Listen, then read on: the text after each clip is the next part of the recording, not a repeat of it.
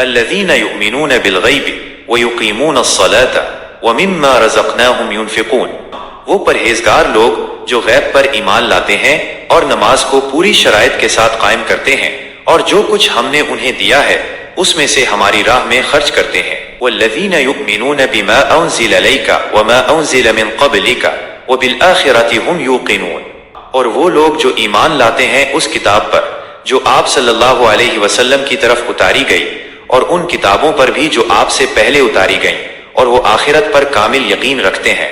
یہی لوگ اپنے رب کی طرف سے ہدایت پر ہیں، اور یہی وہ لوگ ہیں جو تعلیم میں فلاح پانے والے ہیں۔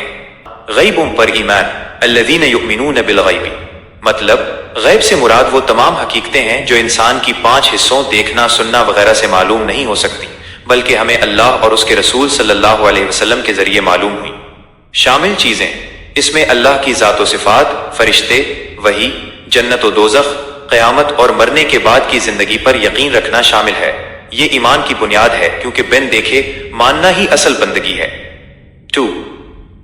نماز قائم کرنا ویقیمون الصلاۃ، مطلب یہاں صرف نماز پڑھنے کا ذکر نہیں بلکہ قائم کرنے کا لفظ استعمال ہوا ہے۔ نماز قائم کرنے کا مطلب یہ ہے کہ نماز کو اس کے تمام ارکان، رکوع، سجود، وقت کی پابندی، ظاہری آداب اور خشوع و خضوع، دل کی حاضری کے ساتھ ادا کیا جائے۔ یہ بندے کا اپنے خالق سے تعلق مضبوط کرنے کا بہترین ذریعہ ہے۔ 3. اللہ کی راہ میں خرچ کرنا وَمِمَّا رَزَقْنَاهُمْ يُنْفِقُونَ، مطلب جو کچھ اللہ نے انسان کو دیا ہے اس میں سے دوسروں پر خرچ کرنا۔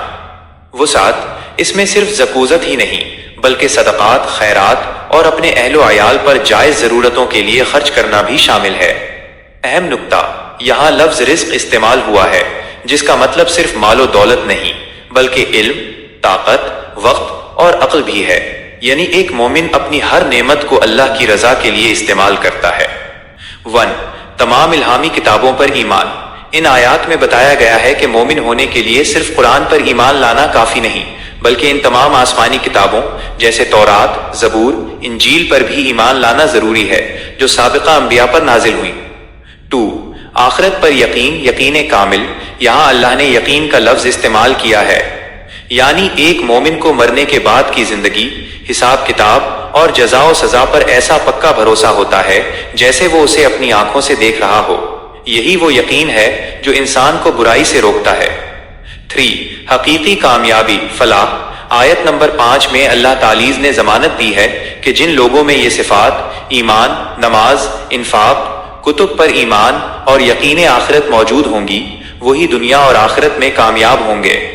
خلاصہ، ان 5 آیات 1 سے 5 میں اللہ نے قرآن کا تعارف کروایا اور ان لوگوں کی نشاندہی کی جو اس کتاب سے فائدہ اٹھا سکتے ہیں۔